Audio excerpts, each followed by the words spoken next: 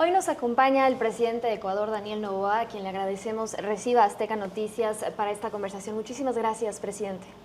Qué gusto poder conversar con ustedes. Muchas gracias.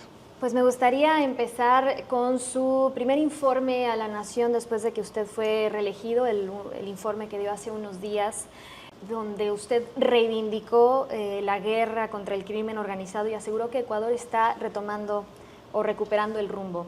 Después de estos años de gobierno, ¿cuáles considera son los principales resultados de su administración? Bueno, varias cosas. Primero, nosotros recibimos un país totalmente destrozado, con más de 4.600 millones de dólares en atrasos de pagos, con 100 millones de dólares apenas en caja, con una crisis carcelaria, con una crisis de seguridad, una crisis social y pues un estancamiento absoluto económico y de inversiones. Hoy el Ecuador está en el rumbo correcto. En el año 2025 llegamos a más de 1.500 millones de dólares en inversión extranjera directa, que esa ha sido la inversión extranjera más alta en más de 6-7 años.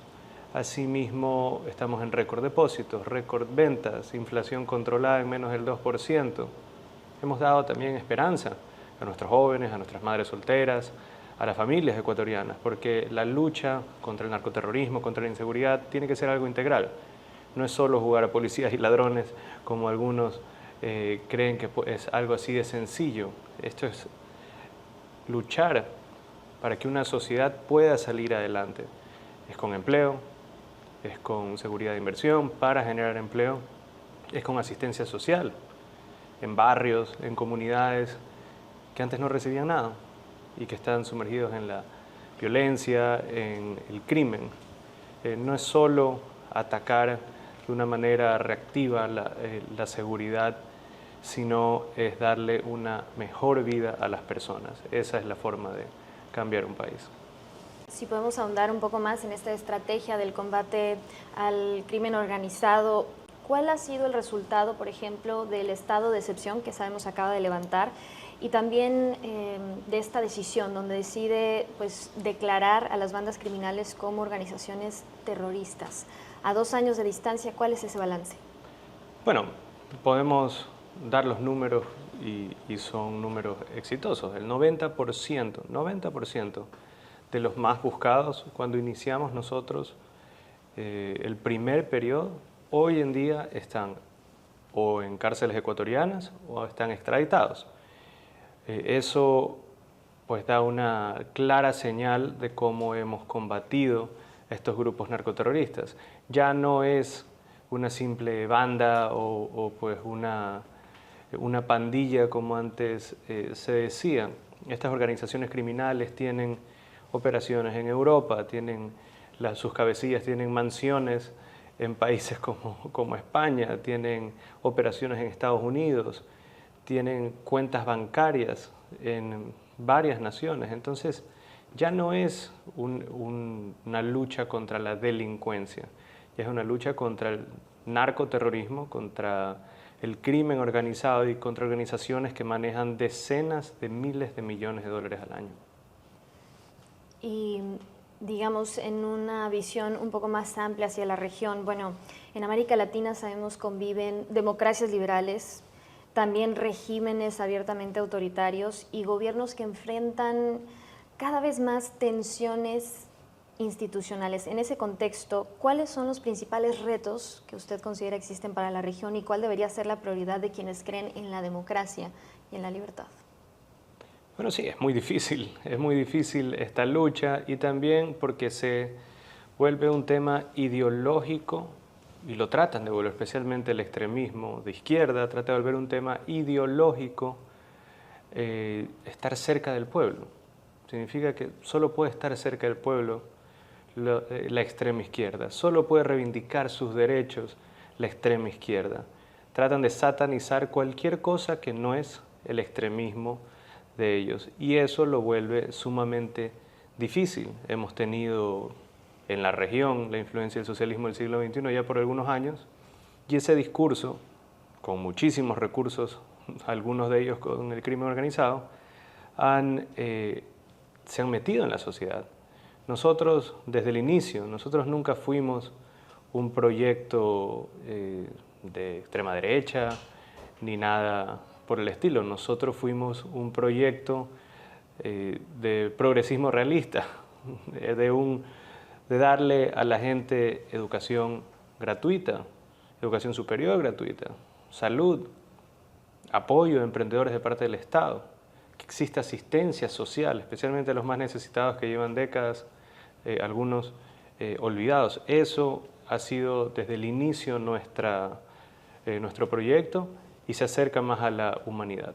También sabemos que el litigio entre Ecuador y México continúa en la Corte Internacional de Justicia y las relaciones diplomáticas siguen suspendidas. ¿En qué etapa se encuentra hoy ese proceso y cómo perciben los ecuatorianos esta diferencia con el gobierno mexicano, sin perder de vista la relación histórica que ha existido entre las sociedades de México y de Ecuador, que es aparte? Bueno, siempre ha habido una buena relación entre México y el Ecuador Claro. y personalmente no tengo nada en contra de México. Lo que los ecuatorianos y este gobierno no podía tolerar es que pase una vez más, como ocurrió en el pasado, que ciertas embajadas se vuelvan refugios de criminales, personas con sentencias ejecutoriadas, personas que tenían, en el caso de Jorge Glass, una medida sustitutiva que era un arresto domiciliario con presentación periódica en corte. En una de esas presentaciones periódicas a corte se metió en una embajada, pero él estaba cumpliendo una sentencia. Entonces se dañó completamente digamos, o sea, lo que blinda en ese caso a una embajada.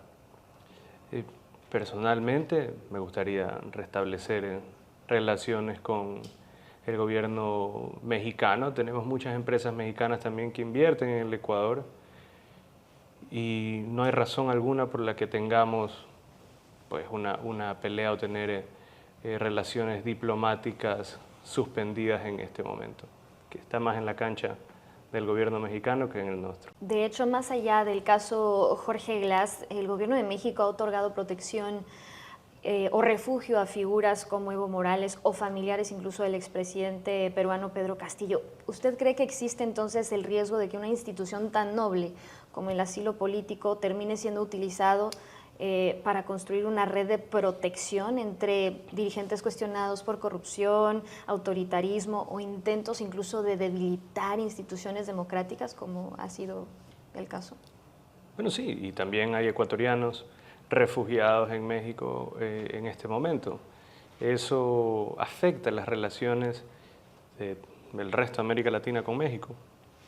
Tenemos gente involucrada en el caso ISPA-ISPOL, que afectó a la seguridad social de nuestras Fuerzas Armadas y Policía refugiados en México. También gente con sentencias, gente con casos penales, de nuevo buscan inmediatamente refugiarse en México. Eso no puede continuar así. No puede ser que cada vez que un político corrupto se le compruebe que comete actos de corrupción, automáticamente esto se vuelve a persecución política y recibe un asilo en México. Volviendo, por ejemplo, al tema de la cooperación, porque bueno, sabemos que México y Ecuador enfrentan realidades muy distintas, pero una amenaza en común que tiene que ver con la seguridad y el combate al crimen organizado. Hemos visto que también en la región hay un movimiento que de alguna manera sale o surge desde un llamado en Washington para combatir al crimen de manera coordinada en el hemisferio, con iniciativas como el Escudo de las Américas y muchas otras. ¿Considera entonces que esto va mucho más allá de cuestiones como ideología o incluso como el crimen, como lo conocíamos o lo entendíamos hasta el día de hoy, que va más allá de la seguridad pública al interior de un país? Sí, totalmente. Y no creo que nace esto de Washington, esto nace de nuestras sociedades. Esto nace desde Ecuador, Colombia, Argentina, Chile, Bolivia.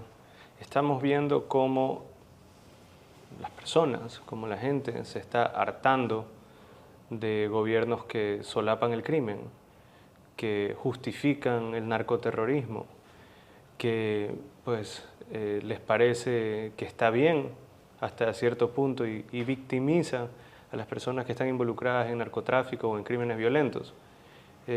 Estamos viendo los resultados. La sociedad chilena votó por Kast, eligió a un presidente que está en contra del narcoterrorismo. Ocurrió en Argentina con Milei, ocurrió con Paz en Bolivia, ocurrió en Perú ahora con Keiko Fujimori y en Colombia con Abelardo de la Espriella, que en este momento pues lidera los sondeos para ganar las elecciones en unos días. Eso no es solo un llamado de Washington, eso está pasando también internamente en nuestros pueblos, en nuestras sociedades. La gente está harta de ser extorsionada, la gente está harta de que haya balaceras en sus barrios, que maten a conocidos, que haya impunidad para crímenes terribles solo porque pues, los criminales tienen algún nexo con la función judicial o con la política.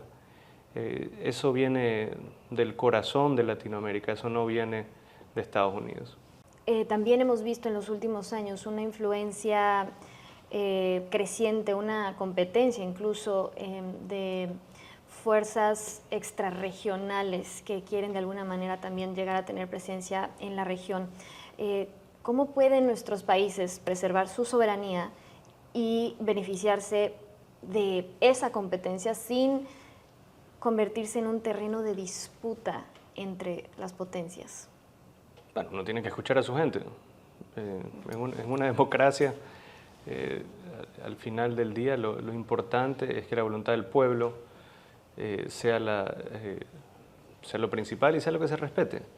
Esto no es algo ideológico, esto no es un tema tampoco sobre una potencia sobre otra, es qué le da mayor beneficio a nuestros ciudadanos y al mismo tiempo qué es lo que ellos eligen. Nosotros debemos de mantener nuestra soberanía, pero también entender que hay ciertos retos que solos no se pueden combatir. El crimen transnacional, el narcoterrorismo, no es algo que el Ecuador lo puede combatir solo. Necesita apoyo de sus vecinos, necesita apoyo de diferentes naciones. Con la Comunidad Europea tenemos una relación bastante buena, trabajamos muy de cerca con Europol, con los Estados Unidos trabajamos también muy de cerca con Departamento de Estado, con Departamento de Guerra y con las diferentes naciones buscamos blindar la seguridad de nuestra gente para que puedan vivir en paz, para que puedan tener una buena vida. ¿Y qué características, por ejemplo, tendrían que tener esos gobiernos aliados? Bueno, que respeten al Ecuador, que respeten nuestra soberanía y al mismo tiempo que quieran ayudar de verdad, que no sea solo pues, algún tipo de ayuda con piola, sino que sea digamos, una sociedad entre dos naciones con un mismo fin, que es acabar con el crimen y es darle paz a la gente. También es un hecho, presidente, que usted pertenece a una generación distinta de líderes latinoamericanos y me gustaría también tocar específicamente el tema de lo que ha ocurrido en Venezuela o lo que está pasando en Cuba. ¿Usted cree que también en América Latina de alguna manera se está agotando el ciclo pues, de estos regímenes autoritarios que han sido tan brutales? Bueno, sí, también se está acabando se está agotando corrientes políticas que se basan netamente en una ideología vacía y cero pragmatismo. Asimismo, como podemos ver que en los teléfonos celulares, pues en TikTok, hasta mi hijo de 4 años puede ya hacer swipe y mover entre pues, un post o otro. También podemos ver que la atención de la gente hacia la política es cada vez menos paciente. Entonces, como es cada vez menos paciente, vemos mayor deseo, más que necesidad, de gobiernos pragmáticos. O sea, ya el romanticismo ideológico del siglo pasado, pues de una sociedad en que se hablaba pues marxista, en una sociedad netamente capitalista que toma 20, 30 años, trabajo duro, estructura, etcétera, etcétera, eso ya está agotándose. La gente quiere resultados, la gente quiere seguridad, la gente quiere vivir mejor y que pues el gobierno no le friegue la vida, nada más. Y también me gustaría preguntarle sobre el costo personal de gobernar. Bueno, sabemos que usted encabeza uno de los, o cuenta con uno de los dispositivos de seguridad más estrictos del continente, incluso ha gobernado bajo amenazas constantes, atentados contra su vida. ¿Cómo cambia la vida de una persona cuando pues ejercer el cargo de la presidencia implica convivir con ese nivel de riesgo todos los días? Pero es muy duro porque es un cuestionamiento constante de si es que vale la pena o no. Yo tengo una hija de 7 años, uno de 4, uno de 2, y antes de eso yo tenía mi vida privada, empresario, no me metí en la política por necesidad económica, me metí para ayudar a la gente y porque no quería perder a mi país. Vi muchos casos de gente de mi edad, un poquito menores y un poquito mayores, que simplemente se rendían y decían, ¿sabes qué? No, me voy a vivir a Estados Unidos, voy a Europa, voy a hacer mi vida allá, mis hijos van a estar más tranquilos. Ese lo veía como un camino más fácil, pero no era lo que me iba a dar tranquilidad a lo largo de mi vida. Amo mi país y quería cuidarlo, por eso me lancé en el 2023, cuando todo el mundo pensaba que estaba loco, por un periodo de 18 meses, pero fue una elección clave. Fue una elección que si es que nosotros no nos involucrábamos, ganaba el correísmo, ganaba el socialismo del siglo XXI y se iba a radicalizar, porque ese era el discurso de ellos en esa elección. Se iba a volver más extremista. Lo evitamos. Y hoy sí vivo con amenazas, mi familia vive con amenazas todo el tiempo, pero si no tenemos nosotros mismos la valentía de luchar, imagínense una pobre familia de un barrio pobre, suburbano de Guayaquil o en el este de Quito o en partes de Manta o de Puerto Viejo.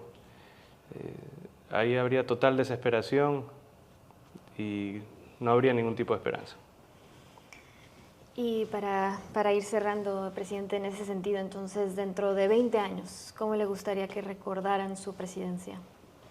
Bueno, bien, capaz me invitarán en ese momento a México a dar una charla, a contar todo lo que hicimos y cómo cambiamos el país y estar tranquilo, poder caminar las calles de Guayaquil, de Quito, de Cuenca. Van a haber gente que no les va a gustar lo que pasó durante mi gobierno, va a haber muchos que sí.